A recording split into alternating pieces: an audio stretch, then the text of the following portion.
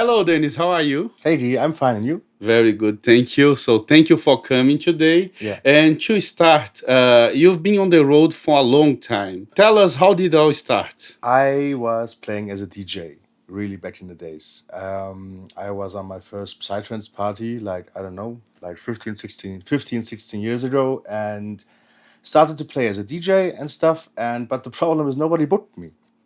Yeah, I was always trying to convince friends who are doing parties to book me and stuff, and it never worked out. Like they just booked me when they knew me, but it was never a real booking with a real fee and stuff. Yeah. And then I asked one of my friends where the problem is, why he is playing so much and I'm not playing so much. And he said, hey man, I'm producing my own music. That's why they booked me as a DJ. So just produce your music. It's no matter what you produce. It can be just the last bullshit. Just produce your own music and then the people will more respect you and put you as a DJ. And yeah, so I did. One evening, I just opened this Fruity Loops. Was my first Yeah. program I started with, and yeah, made my first tunes, and it was exactly how I predicted. But was Day.Din your first project, or did you make anything before it?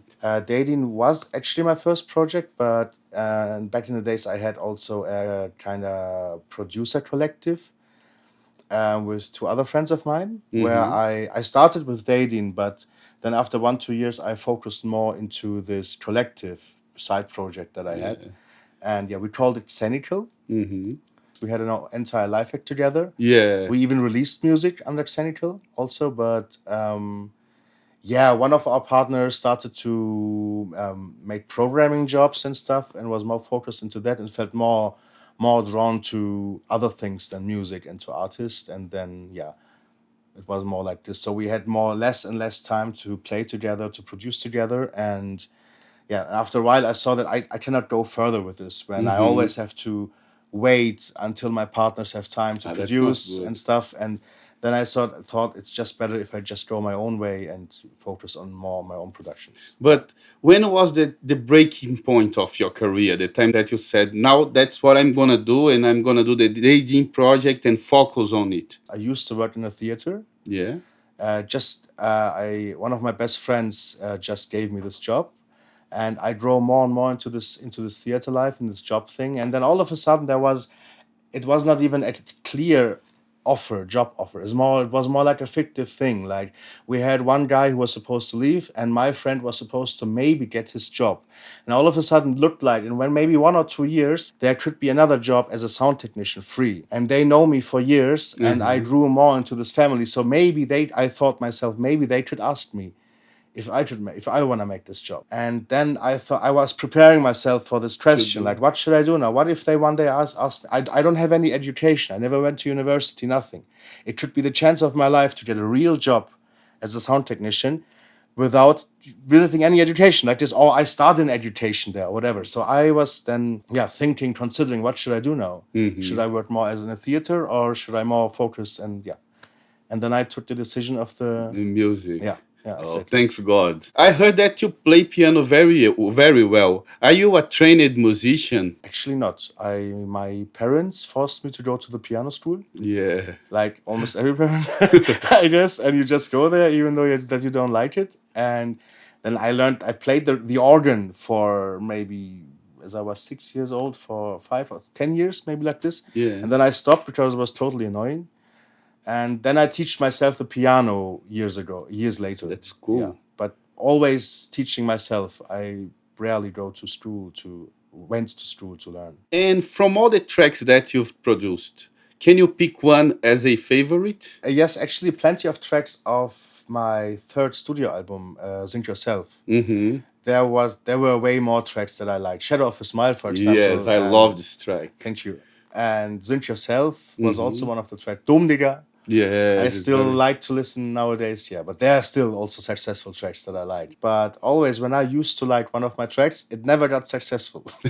That's funny. And always mostly when I finish a track and afterwards I think, no, this was nothing. Yeah, that track became successful. And everyone knows that there are a lot of really good producers, progressive trance producers, but to get in the level that you are, it's very hard. Can you tell us the difference between you and the other?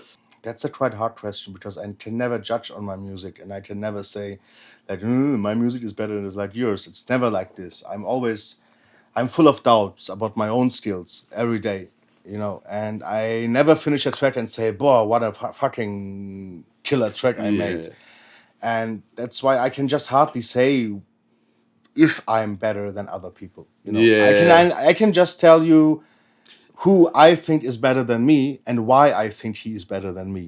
This is what I can easily answer. But it's not just about you being better than the others, but Mhm. what you did that you got there. I'm a bit crazy when it comes to things that I really want. And I sometimes drop everything else. And for my friends, it looks like I could go to the psychiatry. So, how the hell can you focus so much on something that you are not sure that it's gonna work? Yeah. I just remember that one of my best friends asked me 15 years ago, as I started with all this, and I didn't have any orientation, no education at all. I was pot every day, and no real idea of life. And then once he asked me, "Hey man, what do you want to do with your life?" And I was like, "I will earn my money with this music." And he was just watching to me, "Hey man, are you crazy or what? Just get the fuck out of this psychosis and just get a fucking education like that. Are you, like this?" And I gave a fuck. Yeah. I dropped my school as I was 16 because of other reasons. But then after a while, as I became 19, I went to the evening school for adults and to make my exams again. And the music started and stuff. I made the first exam, the like Ensino Médio in Brazil. I Yeah. finished, but then I had to make this university grade. And I started with the music and I dropped the grade. I dropped it. I went to the studio every day, like 40 hours per day, without any money, nothing. I got money from the social office, and I Yeah. was only in the studio. No matter if I was high after parties or if I was sober during the week, I was every fucking day in the studio. I was sometimes the entire weekend in the studio, from Friday to Monday. I was sleeping there. And yeah, nowadays it's more structurized and more mature. Yeah. But back in the days, 10, 15 years ago, it was 20, 25. I gave a fuck. I was just all the time there, and just until my ears are bleeding, I was learning by myself and kind of producing. So Yeah. that was the time that you said, now I'm gonna do it. Yeah, I somehow knew that I'm always gonna do it, but I never knew that if I'm gonna be successful like this. Even I Yeah. just, as I told you, in this moment with the theater, it was more like I will do this at the end my entire life, even though I will never have money. I will just don't care. I will just do it, and I will probably never become rich or will earn enough money to take care of myself. Maybe I will always be dependent on the government to get my money, Yeah. but I don't care. I want to do this. And you're gonna be happy. Yes, I'm gonna be happy. That's the main That's the the thing. most Yeah. important thing. Yeah. So now I would like to talk a little bit about production and what gear you have in your studio. Lately, a lot of analog gear that I'm using a lot. I have an analog boost compressor for my drums. It's actually a clone of the SSL G-Bus compressor. Yeah. And then I am working with two equalizers, one a Pultec clone. Yeah. But the big difference between the common Pultec clone, the Pultec is actually based on tube. The makeup gain is made by a tube. And I know just a crazy technician who is building own clones, and he exchanged the makeup section with a Neve 1272 transistor makeup. So Yeah. this is a setup of the Pultec that you can actually never buy in a normal store, and it makes also the entire equalizer sounds different and Like unique. crispy sound. Yes, Something. yeah, exactly. Then Synthesizers. synthesizers, I'm using the Virus, like everybody else. Yeah.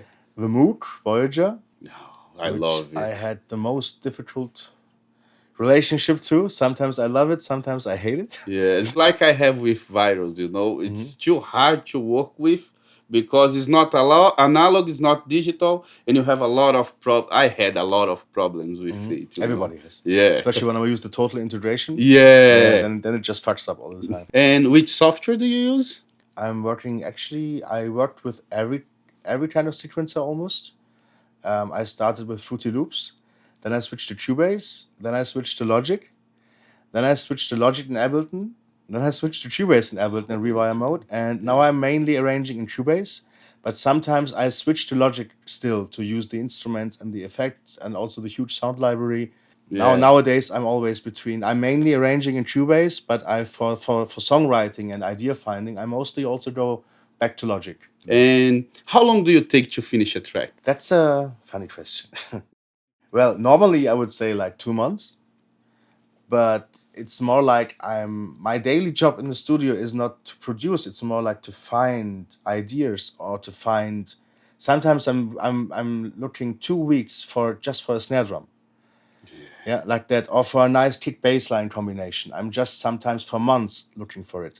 So I mostly for every day I'm just exchanging kicks, bass lines, making new modulations and trying to find something. And this is the main work that can take really, really long until I find something that catches me. Yeah. And when it catches me immediately, then I start to arrange the track and build ideas around it. And then it's quite fast. And it's mostly between 2 to 3 or 4 days that the entire song is finished. But with the 1 or 2 months of pre-work to find the root base of it, that's the most hardest part actually. But when that's found, everything else just happens by itself. What you've been listening lately on your iPod? Lately on my iPod, Melody Gardot. That's a quite famous jazz singer. Mm-hmm. Philipp Posel is a very famous German ballad singer, let's call it. I'm listening to every different kinds of music. And what's your opinion about the ghost produced lives? Yes, I actually don't like it. When I see a live hit on stage, I just expect that he produced everything. This is what in our progressive scene is very important. That's why DJs are getting more and more in the back, and the parties are more based on live acts because the people don't want to just see somebody who plays music. They also want to see the identification between the music and the guy who's behind the booth. You know, that they'll be sure that this guy made every sound by himself. So in the end, you're somehow cheating the people when you just buy this fame. Yeah, exactly. And this is what I actually don't respect. No, long-term base, these kind of acts will not survive because they always need to find new producers, or they are not. It's not dependent by their own work. They always have to trust other people that they make him famous or that they make him successful. And I think that this will not work for a long-term base. For sure. Yeah. And what do you think about the current state of offbeat, as we are seeing a lot of discussion on the internet about it? I don't think that it's fair to call offbeat as a subgenre. I think that offbeat is a part of progressive trance, and progressive trance is a part of psytrance. It ever was like this, and it's not fair to reduce progressive trance to offbeat or to also reduce us just to call us as an offbeat artist. Yeah. You know, for example, from my point of view, I didn't produce offbeat back in the days. On my first album, there were 2 offbeat tracks. On my second album, there were also just 1 or 2 offbeat tracks. The rest was everything else. On my last album, were maybe a plenty of more, but it's still, you know, we're doing so much plenty of things. It's like when you ask Michael Jackson, what about this track bad? You know, when people only reduce him to one certain track, he would also get somehow disappointed. And it's a stupid example, of course, but no, but still, it's actually the same. And I think when you call it progressive trance, I think progressive trance is in a wonderful and very exciting state at the moment because we are always, since the last years, we are always kind of on the edge of mainstream. We are not underground anymore, but we are also not mainstream. Still not mainstream. And then it's good that we're not still mainstream. And there's still a lot of development in this music, and it's still ever since developing since 1998, the first progressive track actually released. And ever since, the music just gets better and better, and there are just showing up more producers who are again showing the old producers which new ways are possible. And it's always like this. It's always an exchange ever since. It's almost 15 years, and it's getting better and better. And that's why I think progressive trance is in a wonderful state at the moment, and it's very exciting to see what's coming up in the future. And any advice for the guys who are starting to produce right now? Don't copy other artists because these artists are already there. So nobody wants to hear someone else who sounds like this certain artist. Just find your own way. I have no idea how this works to find your own way. Everybody of us just did somehow, and yes, I also started somehow to copy. other artists back in the days, artists that were my role models somehow. But I never got successful with these kind of tracks, and all of a sudden I found my own style. You just do however you think it's right, and don't care about anybody else. And either you're gonna be successful or not. Yeah. And if not, it's not meant to be. Exactly. That's a nice answer. Man, thank you very much for the interview. It was a pleasure to have you Thanks here. for the invitation. E galera, vocês estão gostando do Estúdio Aberto? Dá um like na nossa página do Facebook, se inscreva no nosso canal do YouTube e até a próxima. Valeu!